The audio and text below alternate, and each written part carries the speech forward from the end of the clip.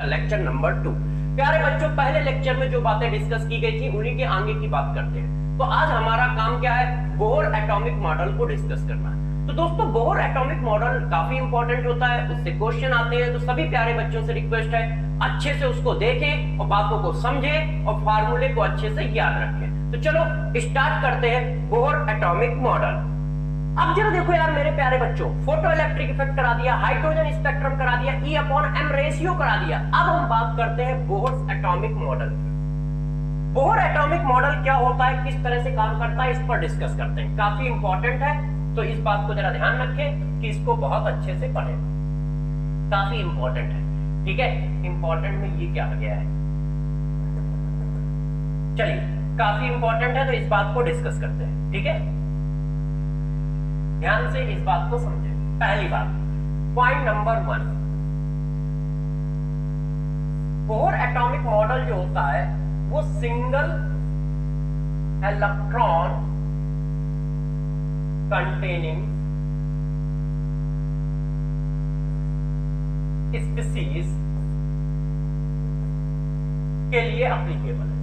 Bohr atomic model जो होता है वो सिर्फ एक इलेक्ट्रॉन की स्पीसीज के लिए एप्लीकेबल है, हाइड्रोजन लाइक स्पीसीज। इसी को बोलते हैं हाइड्रोजन एटम लाइक स्पीसीज। जैसा हाइड्रोजन है ऐसे एटम। ऐसे कौन कौन होते हैं? तो यार हाइड्रोजन हो गया, हीलियम आयन हो गया, लिथियम डबल पॉजिटिव हो गया, बेरिलियम ट्रिपल पॉजिटिव हो गया, सो ऑन। इन सबके पास देखो एक इलेक्ट्रॉन है। तो सबसे पहली बात, बोहर थ्योरी जो होती है वो सिंगल इलेक्ट्रॉन के लिए एप्लीकेबल है, ठीक है। हम वो पॉइंट बताएंगे जो हमारे लिए जरूरी है। बोहर थ्योरी जो होती है वो सिंगल इलेक्ट्रॉन की स्पीसीज के लिए एप्लीकेबल है। मतलब इसमें जो भी फार्मूले हैं, जो भी फंडे हैं, वो सिर्फ सिंगल इलेक्ट्रॉन के लिए ही वैलिड है, वो उन्हीं पर एप्लीकेबल है। एक से ज्यादा इलेक्ट्रॉन के लिए सारे फार्मूले गलत हो जाएंगे, इसका मतलब ये, ठीक है। अब कहानी नंबर 2, बोहर ने और क्या बताया जो अपने काम की बात है। तो बोहर भाई साहब ने एक और बात बताई जो अपने काम की बात है। वो क्या है? इन्होंने बताया, गौर सुनिएगा, ये हमारा न्यूक्लियस है। न्यूक्लियस के चारों ओर बहुत सारे एनर्जी लेवल हैं। इन एनर्जी लेवल को बोहर भाई साहब ने नाम दिया, ये सब एनर्जी लेवल है। इन एनर्जी लेवल को जरा देखिएगा, ये एनर्जी लेवल है। इन एनर्जी लेवल को बोहर भाई साहब ने नाम दिया ऑर्बिट, ऑर्बिट, और इसको रिप्रेजेंट किया n से। यहां ध्यान रखना, n नंबर ऑफ सेल नहीं है, number of shell quantum number में आया था। बोहर को सेल के बारे में कोई नॉलेज नहीं था, वो सिर्फ ऑर्बिट कहते थे। वो इत्तेफाक की बात है कि दोनों का रिप्रेजेंटेशन सेम है, ठीक है। क्यों रिप्रेजेंटेशन सेम है? कि उन्होंने देखा कि जो प्रिंसिपल क्वांटम नंबर है उसका बिहेवियर बोहर के ऑर्बिट की तरह है, तो उन्होंने उसका सिंबल सेम कर दिया। तो हम लोग जल्दी जल्दी में इसको सेल बोल देते हैं, मगर बोहर भाई साहब ने इसको नाम दिया था ऑर्बिट, एनर्जी लेवल या ऑर्बिट, ठीक है। पहला पॉइंट, इनके नाम भी रखे, इनको बोलते हैं KLMNOP। अब ABCD लिख लीजिएगा आगे वाली, ठीक है, वो सब आपको आती है। नंबर के फॉर्म में इनको कहा, क्या कहा? पहला ऑर्बिट, दूसरा ऑर्बिट, तीसरा ऑर्बिट, चौथा ऑर्बिट, पांचवा ऑर्बिट, छठा ऑर्बिट, काउंटिंग आपको आती है, लिख लीजिएगा। तो उन्होंने क्या क्या बातें बताई? एक न्यूक्लियस के चारों ओर बहुत सारे ऑर्बिट होते हैं, उन एनर्जी लेवल को उन्होंने ऑर्बिट कहा, उन्हीं को KLMNOP क्यों कहा जाता है, उन्हीं को 1 2 3 कहा जाता है नंबर के फॉर्म में। अल्फाबेटिकल नॉमेनक्लेचर ये कहा गया, और जर्नल नाम ये है। जैसे हम सारे स्टूडेंट हैं तो ये ऑर्बिट हो गया। अब हर स्टूडेंट का अलग अलग नाम है ना यार, तो वो KLMNO हो गया। और हर स्टूडेंट का अलग अलग नाम है और हर स्टूडेंट का अलग अलग रोल नंबर है, तो ये रोल नंबर हो गया। तो तीनों एक ही बात है। ऑर्बिट उनका जर्नल नेम है, जैसे स्टूडेंट्स जर्नल नेम है, उसमें कौन आ गया? बॉयज भी आ गया, गर्ल्स भी आ गया, रमेश भी आ गया, सुरेश भी आ गया, ठीक है, फातिमा भी आ गई, हुसैन भी आ गया, जॉकब भी आ गया। तो ऑर्बिट ये है। उन ऑर्बिट के नाम कैसे लिखे गए? KLMNO4। उनके रोल नंबर कैसे लिखे गए, मतलब नंबर कैसे दिए गए, ऐसे। इसके बाद इन्होंने एक और खास बात बताई जो हमारे लिए सबसे इंपॉर्टेंट है। इनसे पूछा गया कि इलेक्ट्रॉन कहां पर घूमता रहता है। तो इन्होंने कहा यार इलेक्ट्रॉन जो है, और समझिएगा, इनका कहना था कि यार दोस्त टेंशन ना लो, इलेक्ट्रॉन ही तो है। तो इन्होंने कहा इलेक्ट्रॉन जो है ना वो मनमौजी है, ऐसा नहीं है कि कहीं पर भी घूमेगा। उन्होंने कहा इलेक्ट्रॉन कंडीशन पे घूमता है, मनमौजी है। मनमौजी कैसा, उन्होंने कहा इलेक्ट्रॉन उन्हीं एंगुलर, देखिए गौर सुनिएगा, उन्होंने कहा इलेक्ट्रॉन उन्हीं सर्कुलर ऑर्बिट में घूमता है, इलेक्ट्रॉन उन्हीं सर्कुलर ऑर्बिट में घूमता है जिनका एंगुलर मोमेंटम, जिनका एंगुलर मोमेंटम, जिनका एंगुलर मोमेंटम h/2 पाई का इंट्रीगल मल्टीपल होता है, इंट्रीगल मल्टीपल होता है। मतलब इन्होंने कहा कि इलेक्ट्रॉन उसी ऑर्बिट में घूमेगा जिसका एंगुलर मोमेंटम की वैल्यू ये हो, क्या हो, h/2 हो, और यदि इसके मल्टीप्लाई में कुछ हो तो एक इंटीजर हो, और वो इंटीजर क्या हो, n की वैल्यू कैसी हो, 1 2 3 4 ऐसे, ना वो वैल्यू 0 हो, ना वो वैल्यू फ्रैक्शनल हो, ना वो वैल्यू निगेटिव हो, ये उन्होंने बताया। उन्होंने कहा कि इलेक्ट्रॉन उन्हीं ऑर्बिट में घूमेगा, गौर से, उन्हीं ऑर्बिट में घूमेगा जिस ऑर्बिट का एंगुलर मोमेंटम, क्योंकि एंगुलर वेलोसिटी आ जाएगी ना, फिजिक्स में पढ़ते हो एंगुलर वेलोसिटी, है ना, तो एंगुलर वेलोसिटी आ गई तो एंगुलर मोमेंटम आ गया। तो उन्होंने कहा यार इलेक्ट्रॉन सभी ऑर्बिट में नहीं घूमता, जगह तो बहुत सारी है, ऑर्बिट तो बहुत सारे हैं, मगर वो हर ऑर्बिट में नहीं घूमता, कंडीशनल है, वो उन्हीं ऑर्बिट में घूमता है जिनका एंगुलर मोमेंटम की वैल्यू h/2 का मल्टीप्लाई आए, या तो h/2 आए, और मल्टीप्लाई आए तो क्या क्या है, 1 2 3, मतलब h/2 इंटू 1 आए, h/2 इंटू 2 आए, h/2 इंटू 3 आए, उन्हीं में घूमेगा। और जब घूमता है तो एनर्जी रिलीज नहीं करता, साथ में इन्होंने ये भी बताया, क्या करता है, एनर्जी रिलीज नहीं करता है घूमते हुए, एनर्जी रिलीज नहीं करता है, करता है।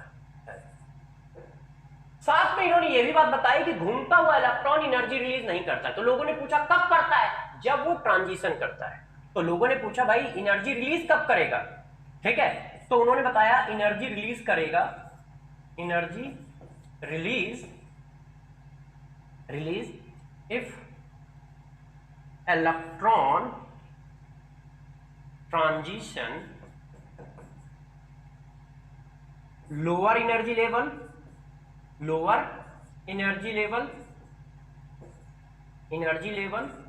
टू हाई एनर्जी लेवल, ठीक है, जब वो लोअर से हाई में जाएगा या हाई से लोअर में आएगा तब वो एनर्जी को रिलीज करेगा, ऐसे हाई एनर्जी लेवल, जगह कम है ऐसे लिख देता हूं।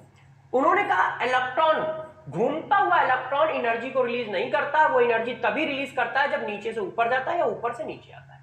और किस फॉर्म में रिलीज करता है, फोटोन के फॉर्म में रिलीज करता है। अब यार इस जगह से अपने पास क्वेश्चन रहता है एंगुलर मोमेंटम से, कैसा क्वेश्चन रहता है इस बात को हम समझाते हैं। उन्होंने कहा select the correct value of angular momentum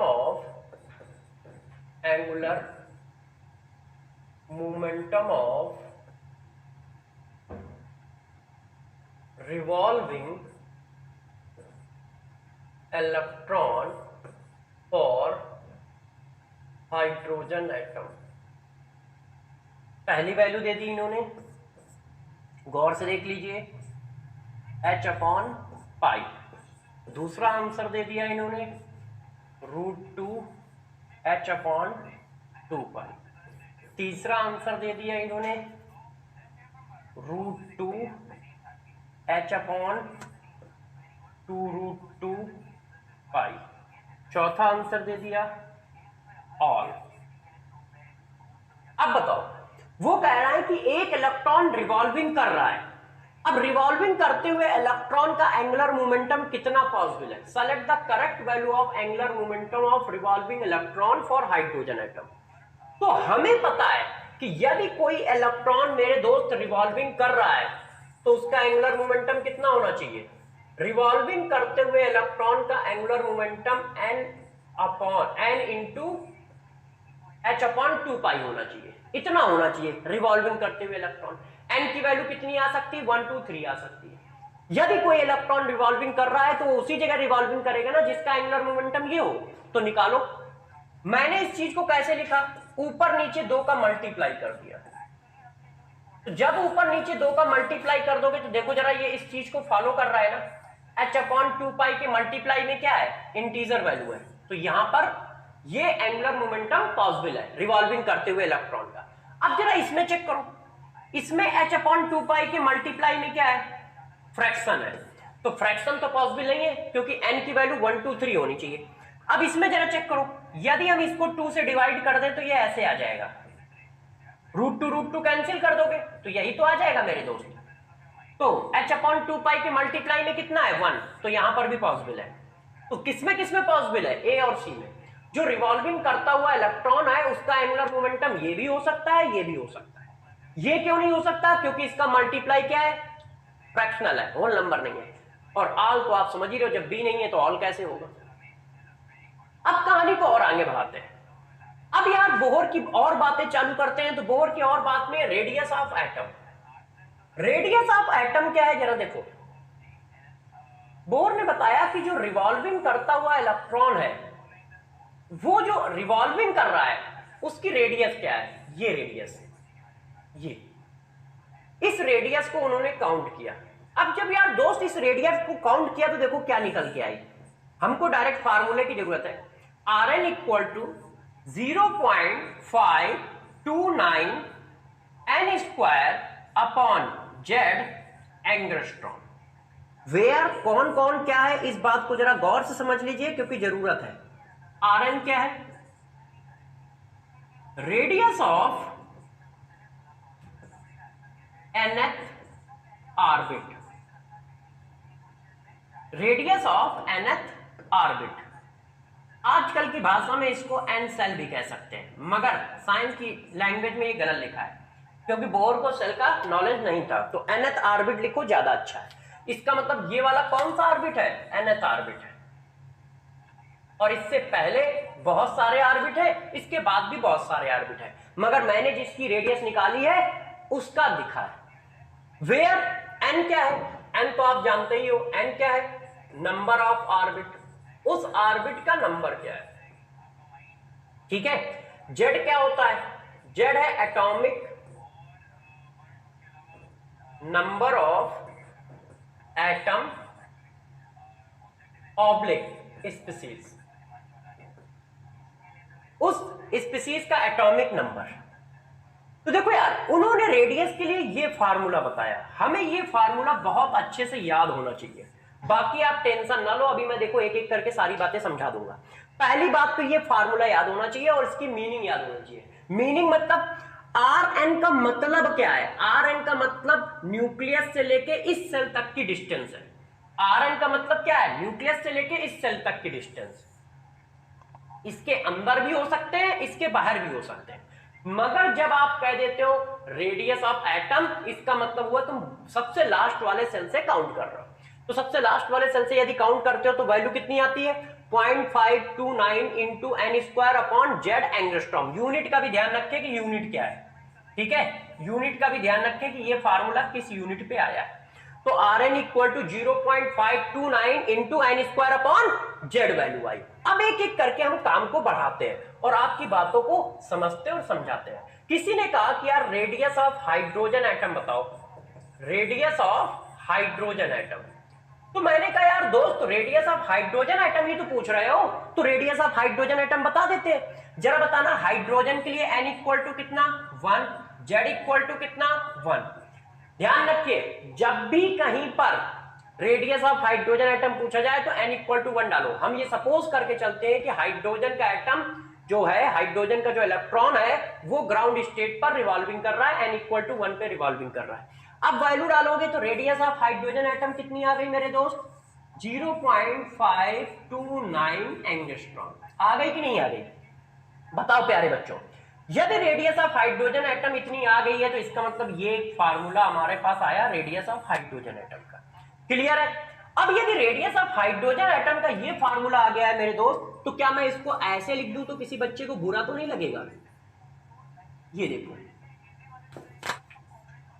ये देखो यार दोस्त, मैंने इसको क्या कर दिया, इस तरह से चेंज कर दिया। क्यों? क्योंकि रेडियस ऑफ हाइड्रोजन एटम की वैल्यू यही तो निकल के आई है। तो हम क्या ऐसा नहीं लिख सकते हैं कि radius of NH shell equal to radius of hydrogen atom into n square upon Z A naught? किसी भी एटम की रेडियस हाइड्रोजन के रिस्पेक्ट में आ गई है। ये किसी भी एटम की रेडियस किसके रिस्पेक्ट में है? हाइड्रोजन के रिस्पेक्ट में, कि वो हाइड्रोजन से कितने टाइम्स क्या है, बड़ा है। एक बात ये आ गई। अब बच्चों ने कहा सर इसी बात को थोड़ा सा और आगे बढ़ा लो, तो मैंने कहा ठीक है यार, इसी बात को थोड़ा सा और आगे बढ़ा लेते हैं। गौर समझिएगा, मेरे पास एक एटम ये है और ये वाला N1 सेल है, ऑर्बिट है, फिर इसी में एक ऑर्बिट ये है, इसकी वैल्यू क्या है, N2 है। अब इनकी रेडियस में हमें रिलेशन चाहिए, ये N2 है और ये N1 है। एक सिचुएशन तो ये है, ठीक है, केस ये, एक नंबर का केस ये, पहला केस। अब केस नंबर 2 देखो, ऐसा भी तो हो सकता है, एक एटम ये है ए नाम का, इसकी रेडियस ये है Rn1, ये N1 सेल है। इसी तरह दूसरा एटम ये है B, और इसकी रेडियस हमने N2 सेल की ले ली। अब यदि इनके बीच में मैं किसी भी तरह का रिलेशन पूछूं तो आप कैसे निकाल सकते हो? तो गौर से समझिएगा, यदि हम N1 नंबर ऑर्बिट की रेडियस लिखें तो RH into N1 square upon Z1 angstrom. N2 की वैल्यू लिखें तो RH N2 square upon Z2 angstrom. अब इनको डिवाइड कर दो तो मेरे दोस्त देखो फार्मूला क्या आता है।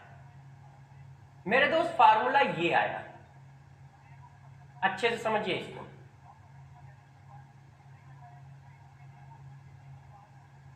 तो जब भी कहीं पर हमें रिलेशन की बात करें तो बस इस फार्मूले को चिपका देना, अपने आप हमारा आंसर आ जाएगा। जब भी कहीं पर रिलेशन की बात चल रही हो, जब क्वेश्चन में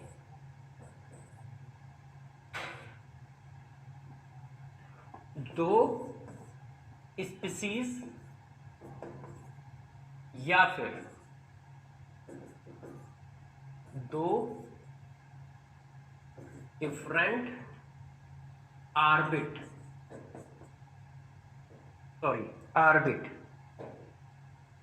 देखो, दो डिफरेंट ऑर्बिट के बारे में पूछा जाए, ऐसा कोई भी क्वेश्चन है कि जब वो दो डिफरेंट ऑर्बिट की बात कर रहा है या दो डिफरेंट एटम में कंपेयर करा रहा है किसी भी बात का, तो बस ये वाला फार्मूला लगा देना।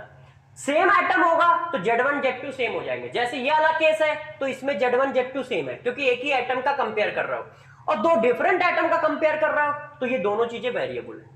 जैसे किसी ने ऐसा क्वेश्चन पूछा, गौर समझिएगा, मैं बताता हूं। उन्होंने कहा यार कैलकुलेट द रेशियो ऑफ, गौर सुनिएगा, calculate the ratio of first orbit of lithium double positive and third orbit of Be triple positive ion. तो बस ये फार्मूला लगा दो, एक क्या हो गई, लिथियम की हो गई, एक क्या हो गई, बेरिलियम की हो गई, वैल्यू डाल दो, आंसर आ गया। ठीक है, किसी ने ऐसा क्वेश्चन पूछ दिया तो जरा समझिए, इफ द रेडियस ऑफ ठीक है lithium double positive of third shell is x, then calculate the radius of boron 4 positive of second orbit is in term of x। तो भी यही फार्मूला लगा दो, 2 मिनट में आंसर आ जाएगा।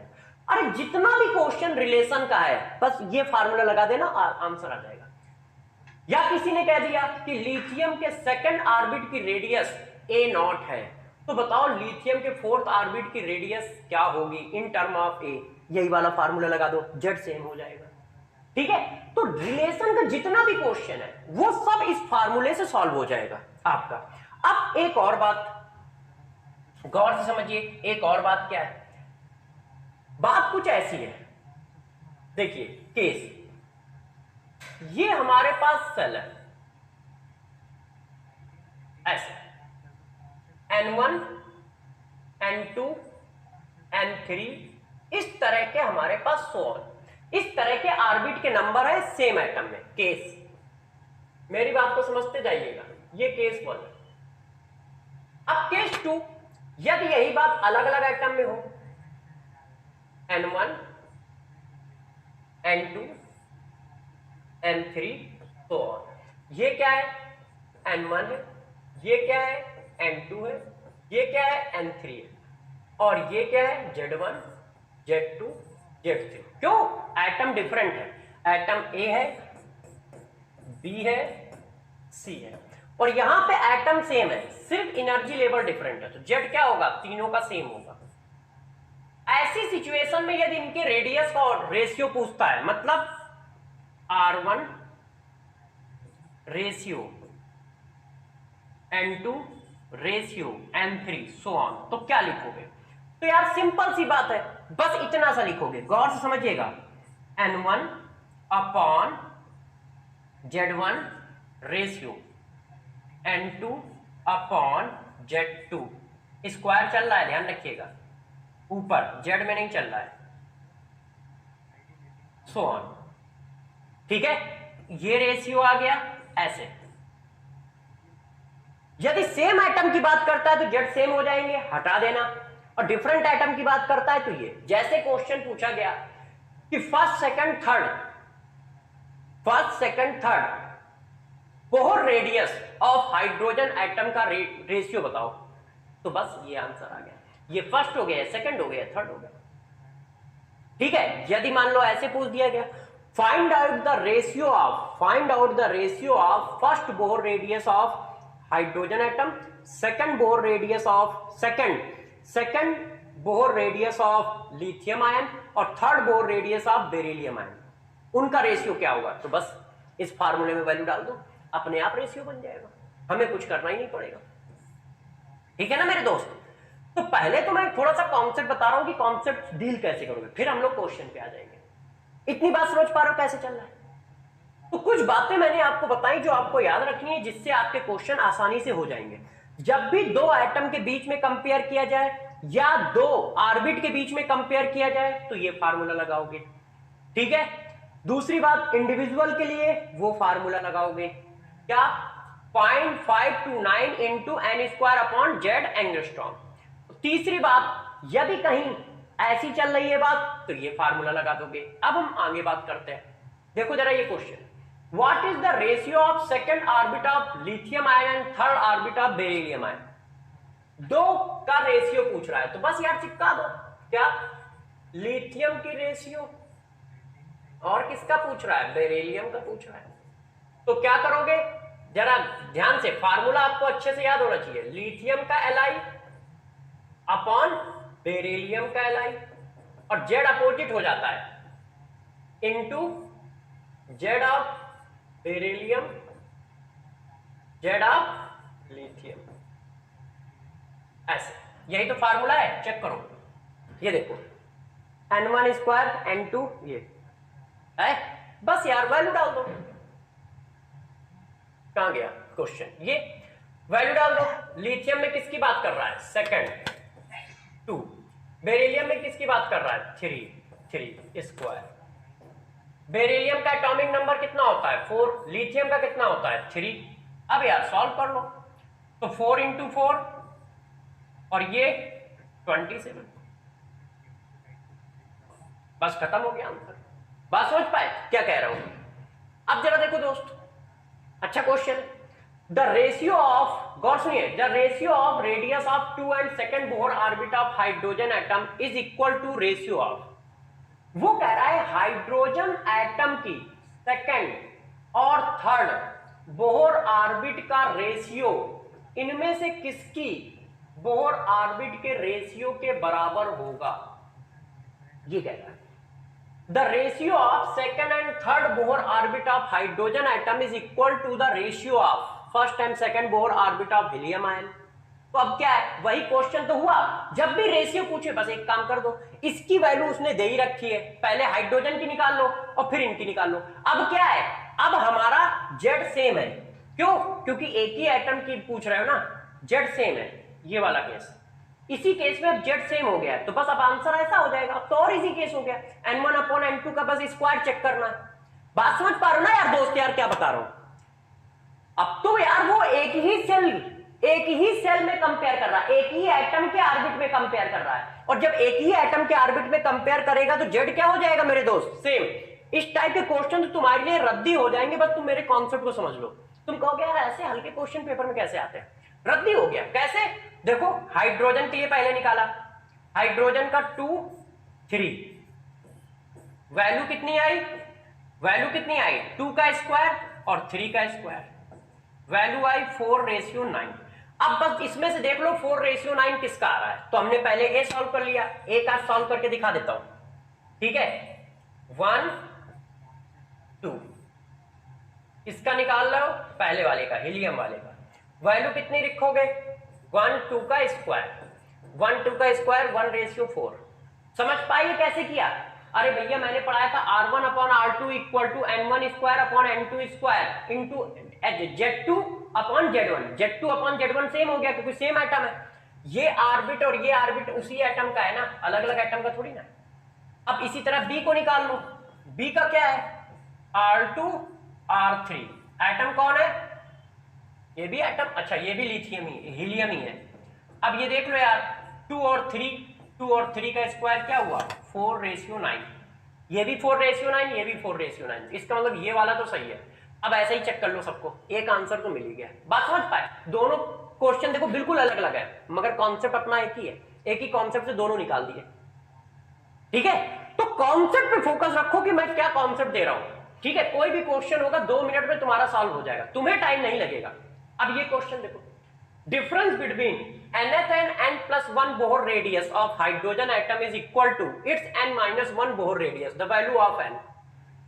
क्या कह रहा है जरा समझो। वो कह रहा है कि यार एक हाइड्रोजन एटम है हमारे पास, ऐसे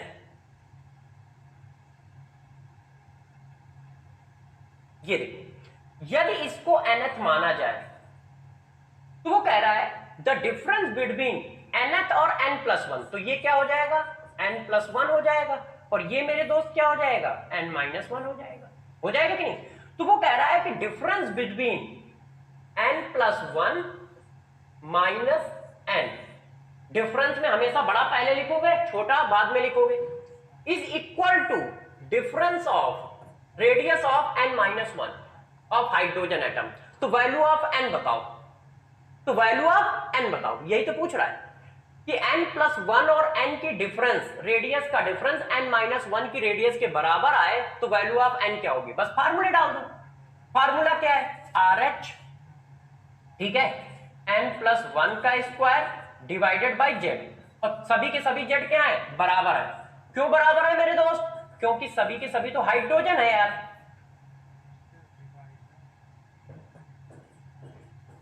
n की वैल्यू डाल दी, अब सब कट गए, तो n+1 का स्क्वायर, अब तो मेरे हिसाब से कर लोगे n स्क्वायर n-1 का स्क्वायर। अब इसको खोल लो, n square plus 1 plus 2n minus 2n, n square plus 1 minus 2n, ये कैंसिल हो गया, ठीक है दोस्त।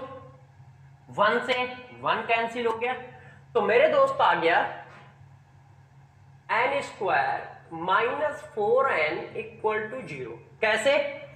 ये 2n इधर ले आया तो n square minus 4n, 2n ये, और बराबर में उधर कुछ बचा नहीं है तो 0 है। तो यार हमें मैथ्स इतनी तो आती ही है कि हम ऐसा कर लें। अब इसका मतलब क्या है? या तो n इक्वल टू 0 है या n-4 इक्वल टू 0 है।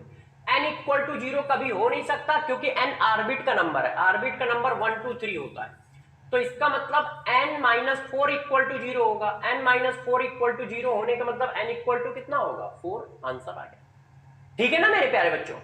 अब ये बात देखो मैंने पढ़ा दी, अब टॉपिक को और आगे बढ़ाते हैं। अब total energy of revolving electron, यदि कोई इलेक्ट्रॉन रिवॉल्विंग कर रहा है तो यार दोस्त उसकी टोटल एनर्जी कितनी बनेगी ये पूछा जा रहा है। तो जरा हम ये भी देख लेते हैं कि बोर भाई साहब ने क्या बताया। बोर भाई साहब का कहना है कि ये देखो हमारा न्यूक्लियस है ऐसे, और ये एक इलेक्ट्रॉन है, और ये इलेक्ट्रॉन v वेलोसिटी से रिवॉल्विंग कर रहा है। तो इस रिवॉल्विंग करते हुए इलेक्ट्रॉन की टोटल एनर्जी क्या होगी, बात यहां पे है। तो गौर से मेरी बातों को समझिएगा। रिवॉल्विंग करते हुए इलेक्ट्रॉन की टोटल एनर्जी पूछ रहा है, तो टोटल एनर्जी जो होगा उसकी काइनेटिक एनर्जी और पोटेंशियल एनर्जी के सम के बराबर होगा।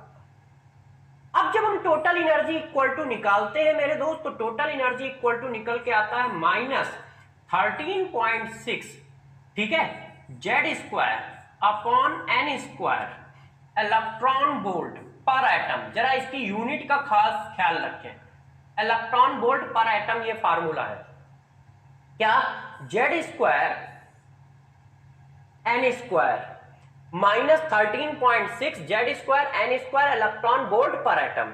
ये अब ये बताता क्या है, इस बात को थोड़ा सा एक्सप्लेन करता हूं जैसे आप मेरी बातों को अच्छे से समझ सकें, ठीक है। ये क्या बता रहा है, ये बता रहा है कि ये वाला जो इलेक्ट्रॉन है, ये इलेक्ट्रॉन इस अट्रैक्शन फोर्स से बंधा है। ये टोटल एनर्जी क्या है, टोटल एनर्जी ये रिप्रेजेंट कर रही है कि जो रिवॉल्विंग इलेक्ट्रॉन है NH में, वो इतनी एनर्जी से बंधा हुआ है, इतनी एनर्जी से बंधा हुआ है, इतना इसका अट्रैक्शन फोर्स है। तो ये जो एनर्जी है ये क्या बताता है, टोटल एनर्जी ऑफ इलेक्ट्रॉन। जो इलेक्ट्रॉन रिवॉल्विंग कर रहा है उसकी टोटल एनर्जी को बताता है, और साथ में यह भी बता रहा होता है कि इतनी एनर्जी से वो बंधा हुआ है। अब बताओ, यदि इस इलेक्ट्रॉन को फ्री करना है तो कितनी एनर्जी दे दी जाए, इतनी ही दे दी जाए, बस अपोजिट साइन के साथ। क्यों, इतनी एनर्जी से बंधा है, मतलब इतने अट्रैक्शन फोर्स से बंधा है, जितने अट्रैक्शन फोर्स से बंधा है उतना ही अपोजिट दे दो, जीरो हो जाएगा। भाई कोई हमें क्या कर रहा है, 5 न्यूटन के फोर्स से खींच रहा है, और यदि अपोजिट में कोई हमसे 5 न्यूटन के फोर्स से खींच ले तो हम रुक जाएंगे, उससे ज्यादा लगा देगा तो बाहर आ जाएंगे। तो यदि कभी आयोनाइजेशन एनर्जी पूछ ली जाए, आयोनाइजेशन एनर्जी ऑफ इलेक्ट्रॉन पूछ ली जाए, आयोनाइजेशन एनर्जी ऑफ इलेक्ट्रॉन, एक मिनट, आयोनाइजेशन एनर्जी ऑफ इलेक्ट्रॉन, ठीक है, revolving electron in nth orbit, ionisation energy of revolving electron in nth orbit. nth orbit में रिवॉल्विंग करते हुए इलेक्ट्रॉन की यदि आयोनाइजेशन एनर्जी पूछी जाए तो मेरे दोस्त हमेशा ध्यान रखना वो क्या होगी, minus sign of total energy of electron in nth orbit. nth orbit में रिवॉल्विंग करते हुए इलेक्ट्रॉन की जो टोटल एनर्जी होगी उसका निगेटिव, क्योंकि टोटल एनर्जी हमेशा माइनस होती है मगर आयोनाइजेशन एनर्जी हमेशा पॉजिटिव होती है, तो माइनस साइन लगा देना। इसका मतलब यदि इस इलेक्ट्रॉन को कोई निकालना चाहता है तो कितनी एनर्जी देनी पड़ेगी, इतनी ही एनर्जी देनी पड़ेगी, बस पॉजिटिव साइन के साथ, इसके साथ पॉजिटिव साइन के साथ। ये देखो क्यों, क्योंकि जितनी एनर्जी इलेक्ट्रॉन की होती है, टोटल एनर्जी जो निकल के आई है, वो ये बता रहा है कि इलेक्ट्रॉन इतनी एनर्जी से बंधा हुआ है रिवॉल्विंग करते समय। रिवॉल्विंग करते समय इलेक्ट्रॉन इतनी एनर्जी से न्यूक्लियस से बंधा है, इतने फोर्स से बंधा है, उतना ही दे दिया तो निकल जाएगा बाहर। तो बस साइन चेंज कर देना, क्योंकि ionisation energy always positive value है, इसीलिए मैंने माइनस लगा दिया यहां। तो टोटल एनर्जी ऑफ इलेक्ट्रॉन इतनी होती है। इसी बात को थोड़ा सा और आगे बढ़ा लेते हैं। अब बात ये आती है कि यार ये यूनिट थोड़ी खतरनाक है, तो यूनिट अच्छी कर लो। तो देखो यार 1312 Z² upon n² kilo joule पर मोल। अब ये यूनिट किलो जूल पर मोल कर दिए, तो यदि हमें कहीं किलो जूल पर मोल में निकालना होगा तो हम ये फार्मूला यूज कर सकते हैं, -1312 into Z² by n² kilo joule पर मोल। अब इसी बात को थोड़ा सा और आगे बढ़ाते हैं। देखो जरा बच्चों अच्छे से ध्यान रखिएगा, ये इंपॉर्टेंट पॉइंट है, अपने काम आएगा।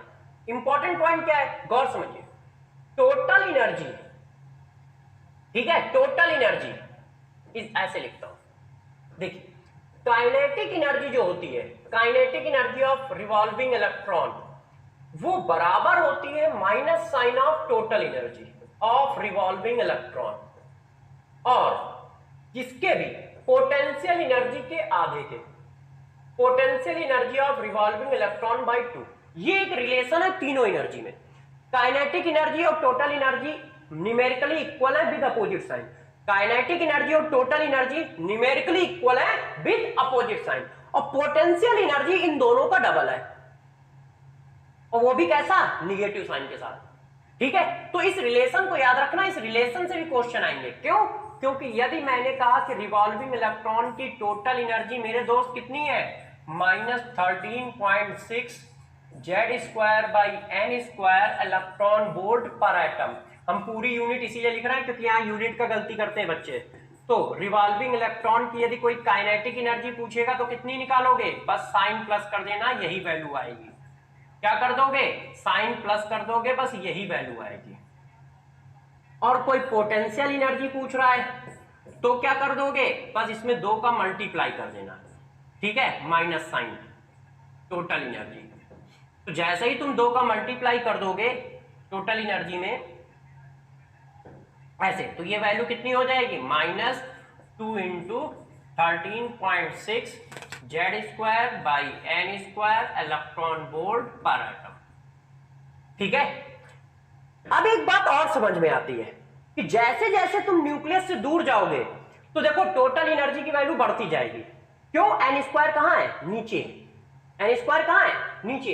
इसका मतलब यदि मैं ये बात लिख दूं तो किसी बच्चे को बुरा नहीं लगेगा, क्या, कि टोटल एनर्जी जो पहले ऑर्बिट की होगी उससे ज्यादा एनर्जी दूसरे ऑर्बिट की आएगी, उससे ज्यादा एनर्जी तीसरे ऑर्बिट की आएगी।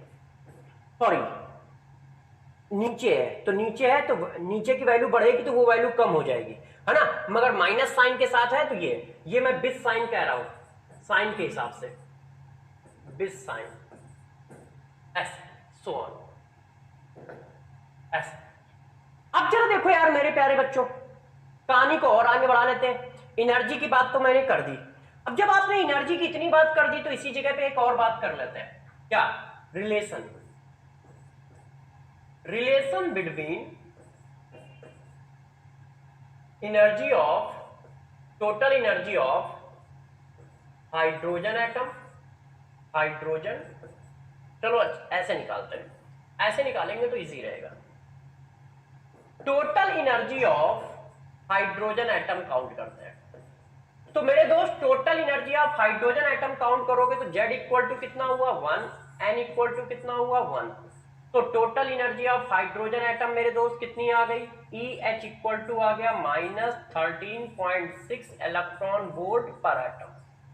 आ गई कि नहीं। इसका मतलब टोटल एनर्जी वाला फार्मूला हम चाहें तो ऐसे लिख सकते हैं nth ऑर्बिट के लिए, कैसे, total energy of hydrogen atom into Z²/n² electron volt पर एटम लिख सकते हैं कि नहीं। क्यों, क्योंकि हाइड्रोजन एटम की टोटल एनर्जी इतनी आ रही है। तो क्या कोई बच्चा बता सकता है कि हाइड्रोजन एटम की आयोनाइजेशन एनर्जी कितनी होगी। यदि मैं पूछता हूं कि ionization energy of hydrogen atom मेरे प्यारे बच्चों बताओ, तो ionization energy of hydrogen atom कितनी होगी मेरे दोस्त। यदि सभी प्यारे बच्चों से पूछा जाए तो बस साइन क्या कर दोगे, पॉजिटिव कर दोगे, और अपने को कुछ नहीं करना है। ये देखो इतनी एनर्जी से हाइड्रोजन बंधा हुआ है, तो बस बाहर निकलने के लिए क्या होगा, अपोजिट एनर्जी चाहिए प्लस साइन के साथ, और हाइड्रोजन के फॉर्म में ये आ गया।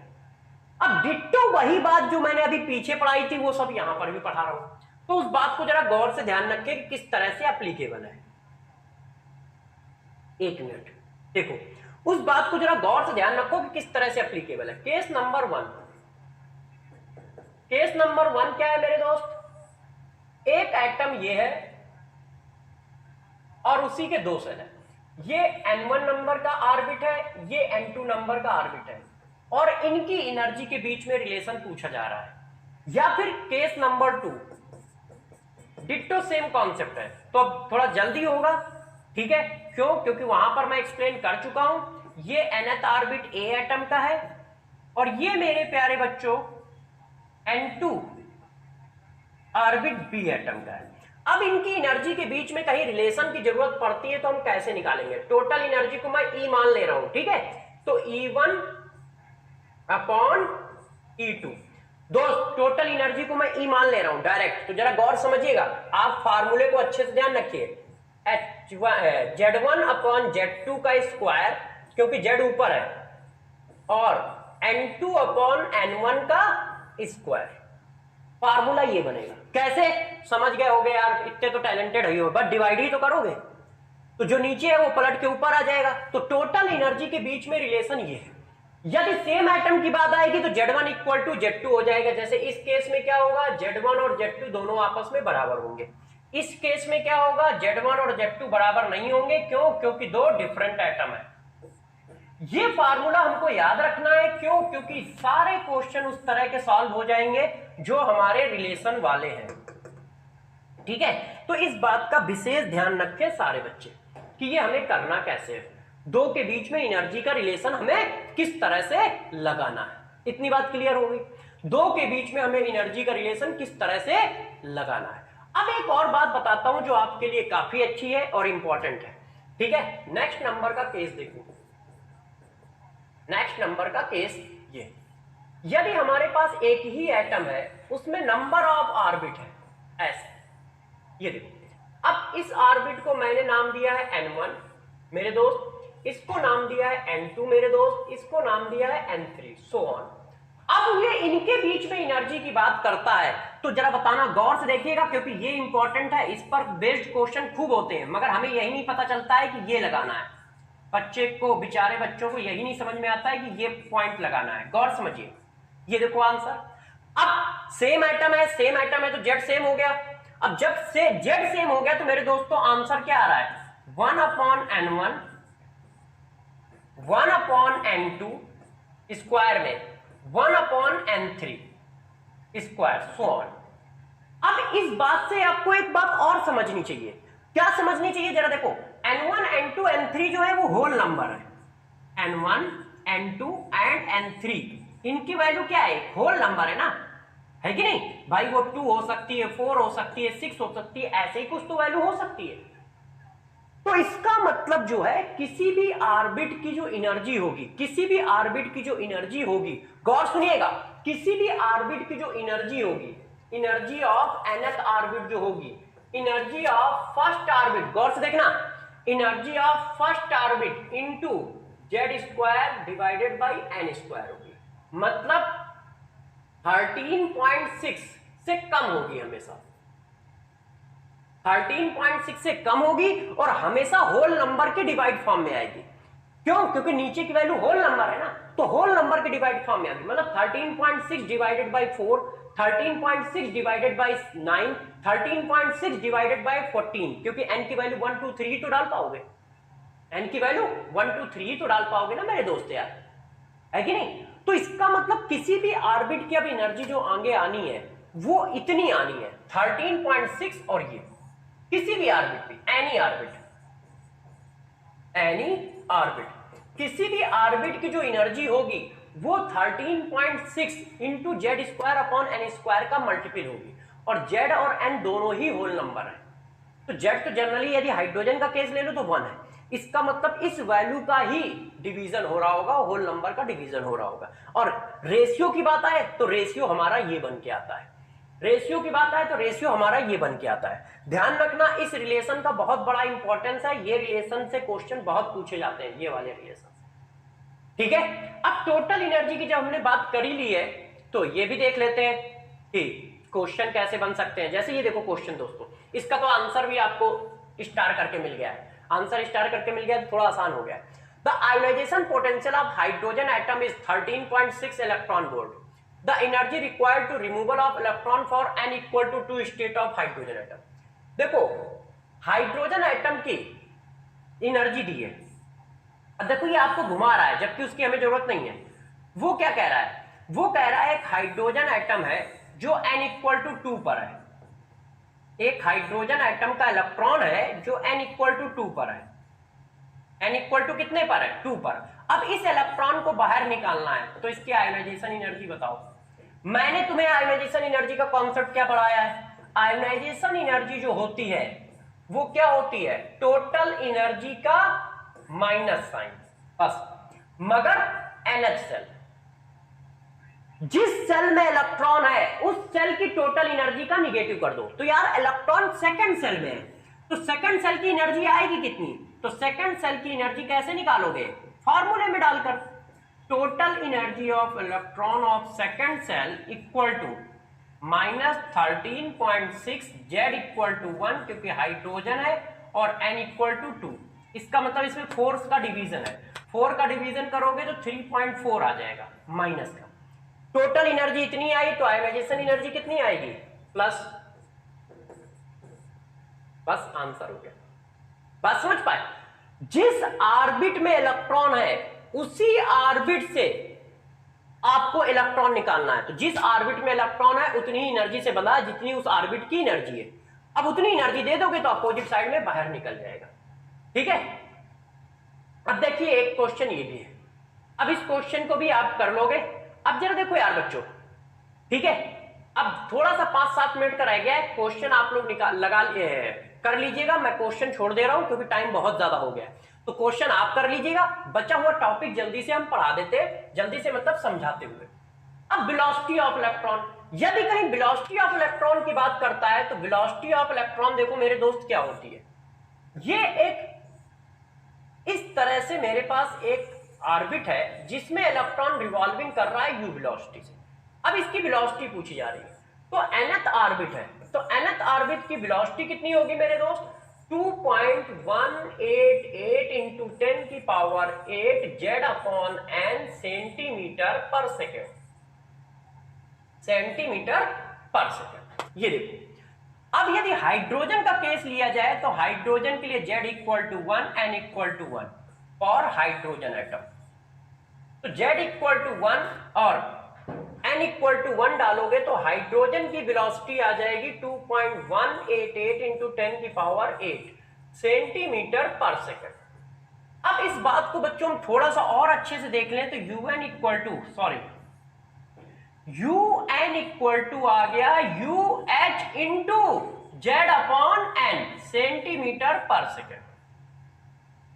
डिट्टो सेम कॉन्सेप्ट जो मैंने वहां पढ़ाए थे वही यहां पढ़ा रहा हूं। सिमिलरिटी चल रही है क्योंकि एक ही तरह के क्वेश्चन ही बनते हैं। बात समझ पाए? अब दो डिफरेंट केस की बात करें तो कैसे आएगा? अब मैं डायरेक्ट लिख रहा हूं un1 upon un2 equal to, यहां देख लो, z1 अपॉन z2 और n2 अपॉन n1। एक फार्मूला ये आया। ये फार्मूला मैंने कैसे ड्रा किया तुम समझ गए होगे। दो केस, एक ही एटम में दो डिफरेंट एनर्जी लेवल हो या दो अलग अलग एटम में दो डिफरेंट एनर्जी लेवल हो और उनकी वेलोसिटी के बीच में रिलेशन पूछा जाए तो ये फार्मूला यूज करोगे जैसा मैंने अभी पीछे बताया था। अब जरा यार नेक्स्ट क्या फार्मूला यूज करोगे? देखो, यदि n1 n2 और n3 की बात करता है तो क्या आएगा? 1 upon n1 ratio 1 upon n2 ratio 1 upon n3 for same atom. बात समझ गए? डिट्टो सेम चीज चल रही है इसलिए मेरे हिसाब से समझ ही गए होंगे कैसे करना है ना? मैंने ये जो बात बताई है ये बताइए, एक एटम है उसके पास 3 डिफरेंट एनर्जी लेवल है, n1 energy level, n2 energy level, n3 energy level. अब पूछ रहा है इनकी वेलोसिटी में रेशियो बताओ, तो बस इनका रेशियो लगा दोगे आंसर आ जाएगा। जैसे ये देखो, एक क्वेश्चन भी करा देता हूं। The electronic velocity in the fourth Bohr orbit of hydrogen atom is with. Fourth Bohr orbit की इलेक्ट्रॉनिक वेलोसिटी दे रहा है। तो मैंने कहा ठीक है यार, दे दी है तो कोई बात नहीं। जेड की वैल्यू कितनी रखे? हाइड्रोजन की बात कर रहा है, एन की value 4। The velocity of electron in first Bohr orbit. Formula यार चाहो तो डायरेक्ट चिपका दो, इतना लिखने की क्या जरूरत है? ठीक है, डायरेक्ट चिपका दो। क्या 4 की वेलोसिटी दी है पूछ रहा है और 1 की पूछ रहा है, तो हमारा फार्मूला क्या है? जेड दोनों का सेम है क्योंकि हाइड्रोजन ही है, तो सीधा क्वेश्चन हो गया n2 अपॉन n1। n2 की वैल्यू ये है, इसकी वैल्यू ये है। अब इसकी वैल्यू यहाँ पे उन्होंने v दे रखी है, इसकी निकालनी है। लो यार मेरे दोस्त, अपने आप आ गई। v1 की वैल्यू क्या आ गई? 4v आ गई। आंसर भी दिया है ना? आंसर लगा है, आप देख सकते हो। अब time period, last and final heading Bohr orbit की टाइम पीरियड क्या होता है? देखो यार, ये एक ऑर्बिट है, गौर समझिए, ये एक ऑर्बिट है, इस इलेक्ट्रॉन को एक पूरा चक्कर मारना है, उसमें लगा समय, total time required to complete one cycle, है कि नहीं बच्चों। अब वो कितना टाइम लगेगा, तो टाइम इक्वल टू मेरे दोस्त लगेगा आपके लिए 2πr अपॉन v। जिस ऑर्बिट की बात चल रही है ये nth ऑर्बिट है, तो nth ऑर्बिट की रेडियस, nth ऑर्बिट की वेलोसिटी, इसी को आप फर्दर सॉल्व करोगे तो फार्मूला आ जाएगा 1.5 इंटू 10⁻⁻16, ठीक है, n cube upon Z square second. ध्यान रखिए फार्मूला क्या आएगा, n cube upon Z square second, ठीक है। तो ये हमारा आया क्या, रिवॉल्विंग करते हुए एटम का फार्मूला। ये देखो इतने सेकेंड। अब जरा देखो यार मेरी बात, यदि एक इलेक्ट्रॉन nth पर रिवॉल्विंग कर रहा है, n1 पे रिवॉल्विंग कर रहा है, एक इलेक्ट्रॉन n2 पे रिवॉल्विंग कर रहा है, तो इनके टाइम पीरियड में क्या रिलेशन आएगा, ये यहां, इसका टाइम पीरियड हुआ t1, इसका टाइम पीरियड हुआ t2, बताओ तो क्या रिलेशन आएगा, तो साफ साफ रिलेशन आएगा, सेम एटम है तो सिंपल सी बात है n1 cube upon n2 cube, ये रिलेशन आएगा, ठीक है, यही तो आएगा, चेक कर लो, बाकी चीजें तो कैंसिल हो जाएंगी। अब आज इस क्वेश्चन को करते हैं, ये क्वेश्चन बहुत अच्छा है दोस्त, इसको जरा करके देखो, जल्दी से इस क्वेश्चन को पढ़ो और करो। In an atom 2 electron revolve move around the nucleus in circular orbit of r and 4r। उनका कहना है कि यार 2 ऑर्बिट है, ये देखो एक ऑर्बिट हमारा है r, दूसरा ऑर्बिट है हमारा 4r रेडियस का, इनमें इलेक्ट्रॉन रिवॉल्विंग कर रहा है, एक ऐसे एक ऐसे।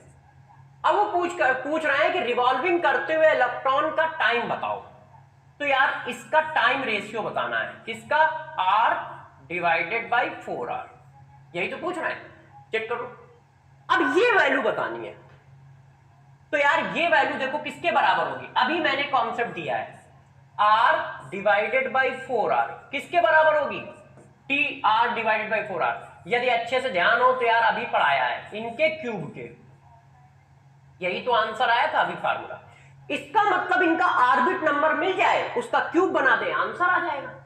अब यदि कहो तो मैं इस क्वेश्चन को बिना सॉल्व करे बता दूं, और यदि कहो तो सॉल्व कर देता हूं, तो पहले सॉल्व करता हूं, नहीं तो तुम उसी ट्रिक से क्वेश्चन निकालोगे फिर सॉल्व नहीं करोगे। पहले सॉल्व करता हूं फिर आपको बताता हूं मक्कारी कैसे खेली जा सकती है। अब देखो यार वैल्यू ये आई है, यदि आपको, गौर सुनिएगा, यदि मेरे दोस्त n की वैल्यू मिल जाए तो खेल खत्म हो जाएगा। n की वैल्यू कैसे मिलेगी, r आपको दिया है, मैंने अभी पीछे पढ़ाया था, गौर से देखिए, rn अपॉन r4n का क्या फार्मूला था, रेशियो बताया था ना यार, ध्यान तो होगा ना सबको। देखो एक बार फार्मूले अच्छे से याद रख लेना। यदि एटम, ध्यान है, यदि 2 ऑर्बिट की बात करें तो मैंने कहा था ये चीज लगा दीजिएगा, जेड सेम है क्योंकि सेम एटम की बात कर रहा है। ये फार्मूला याद है ना यार, ये देखो लगाया है ना, तोते उड़ रहे होंगे क्योंकि बहुत देर से पढ़ा रहा हूं, मगर मेरे प्यारे बच्चों ये सब आपके लिए ही कर रहा हूं। यदि सोचिए आप बैठे बैठे थक रहे हो तो हम नॉन स्टॉप पढ़ाते हुए क्या हाल हो रहा होगा, ठीक है। और मैं पढ़ाने में कभी ब्रेक नहीं लेता, एक बार स्टार्ट करता हूं बोर्ड पे खड़ा होके तो उसको खत्म करके ही आता हूं। ये देखो अभी आपको ये फार्मूला पढ़ाया है, बहुत ज्यादा पढ़ा दिया, पीछे कहां तक पहुंचना है, एक फार्मूला कहां पढ़ाया है आपको, ये देखो पढ़ाया है, और जेड सेम होगा तो यही होगा ना, और यही चीज मैंने वहां लगा दी है। 2 मिनट में हमारा क्वेश्चन सॉल्व हो जाएगा, ठीक है, 2 मिनट में हम लोग का क्वेश्चन सॉल्व हो जाएगा। देखिए प्यारे बच्चों क्वेश्चन पे हम लोग वापस आ गए। ये देखो अब यार r की वैल्यू तो हमें दी है, उन्होंने इसको r कहा है, इसको 4r कहा है, तो जरा देखो अब आप समझ गए होगे कैसे होगा, देखते ही क्वेश्चन सॉल्व हो गया। तो n की वैल्यू क्या आ गई, N R upon N 4r equal to हो गया 1/2, क्योंकि ये कट जाएगा, अंडर रूट लोगे तो 1/2 डाल दोगे तो क्या आ जाएगा 1/8, मतलब 1:8 आंसर है। तो 1:8 ये आंसर है। अच्छा स्टार भी तो बना था। अब जब देखो किसी बच्चे को पेन ना चलाना होता तो बात समझ पाए, क्वेश्चन कैसे किया भाई, तुमने रेशियो पूछा था तो हम समझ गए हमें एन मिल जाए तो आंसर आ जाएगा। एन कैसे मिलेगा, तुमने रेडियस दे रखी थी और ये बात मैंने अभी पीछे पढ़ा के आया हूं। जो चीजें पढ़ाई है उनको गौर से दिमाग में बैठाना, ध्यान रखना, वो क्वेश्चन को बहुत इजी कर देंगी। बस उन बातों को दिमाग में बैठा लो मेरे दोस्त यार। देखो यार, है ना, मैंने एक ही बात बोली है कि लड़ेंगे तभी जीतेंगे। मैं लड़ रहा हूं, क्लास 1 घंटे की भी हो सकती है, 1 घंटे 10 मिनट की भी हो सकती है, 2 घंटे में पढ़ा रहा हूं तो तुम्हारे लिए पढ़ा रहा हूं ना यार दोस्त। क्यों? क्योंकि मैं लड़ रहा हूं तुम्हारे लिए, तो तुम भी लड़ो हमारे लिए और घर वालों के लिए, और एग्जाम क्लियर करके आओ। चलो आगे बढ़ते। तो जरा देखो यार मेरे दोस्त, जैसे ही मुझे पता चला एन चाहिए और आर का रेशियो दिया था, एन निकल आया 2 मिनट में, क्योंकि मैंने आपको पहले ही ये सब कॉन्सेप्ट दे रखे थे।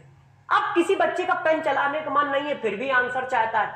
जैसे ही तुमने ये बात पकड़ ली थी, गौर से देखना, जैसे ही तुमने ये बात पकड़ ली थी क्वेश्चन खत्म हो गया था। क्यों? एन क्या है, इंटीजर है, पास टू इंटीजर। अब यार ये क्यूब यदि 1 2 3 कुछ भी रखोगे तो इस टाइप का आंसर पॉसिबल नहीं है। बताओ जरा 8:7 कैसे आ सकता है? अब कुछ भी रखोगे, आप चेक कर लो, जब कुछ भी रखोगे तो इस टाइप का आंसर भी पॉसिबल नहीं है। क्यों?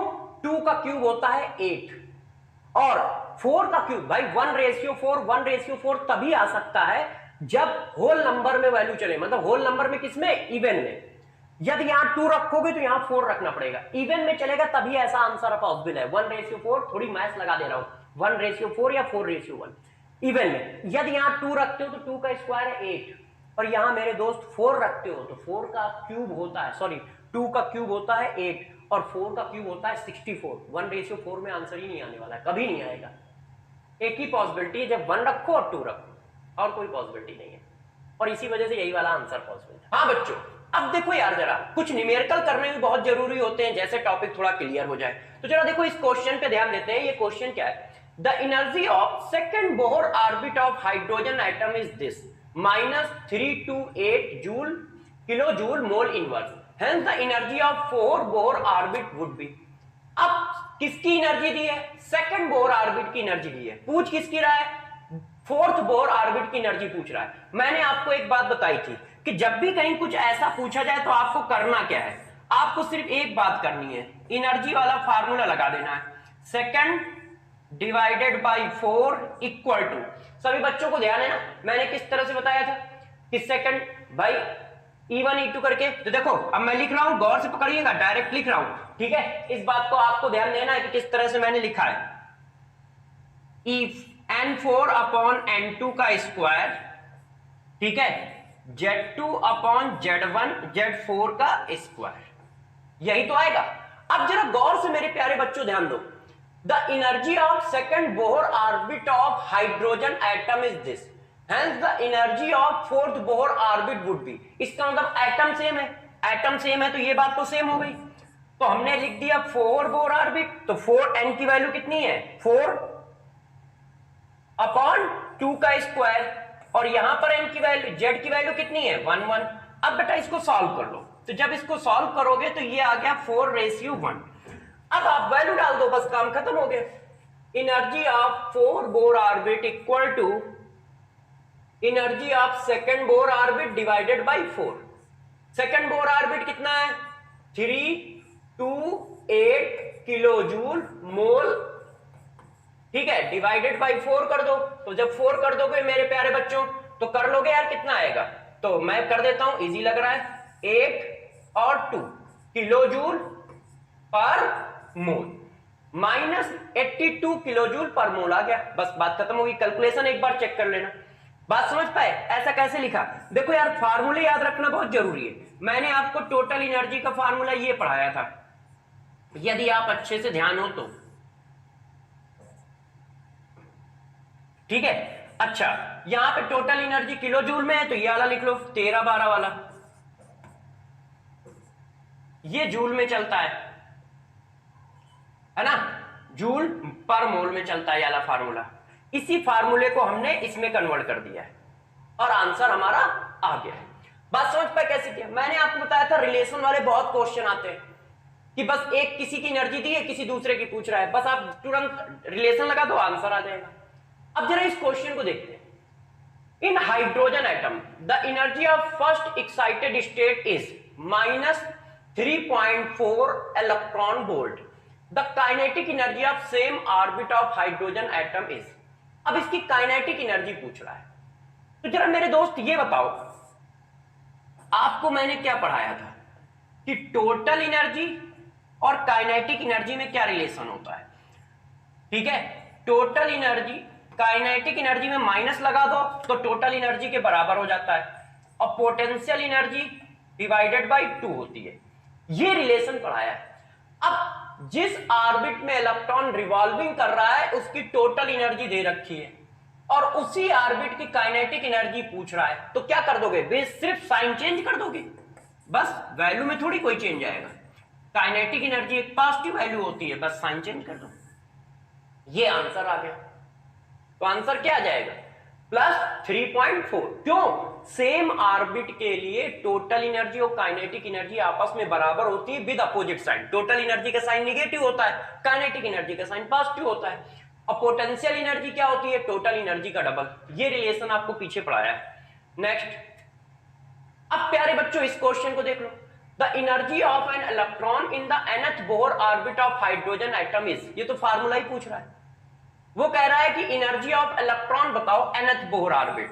तो यार ये तो फार्मूला ही है, तो फार्मूला तो आपको पता ही है। nth बोर ऑर्बिट की energy -13.6 Z² upon n² electron volt पर एटम।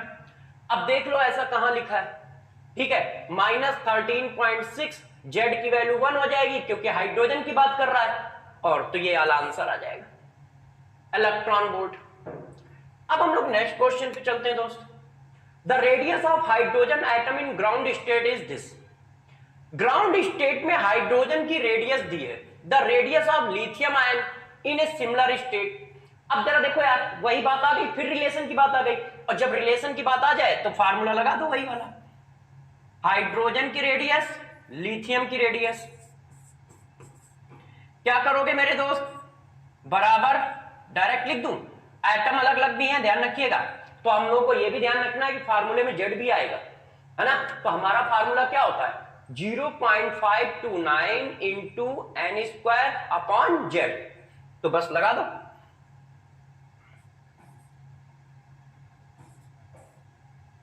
Z2 upon Z1।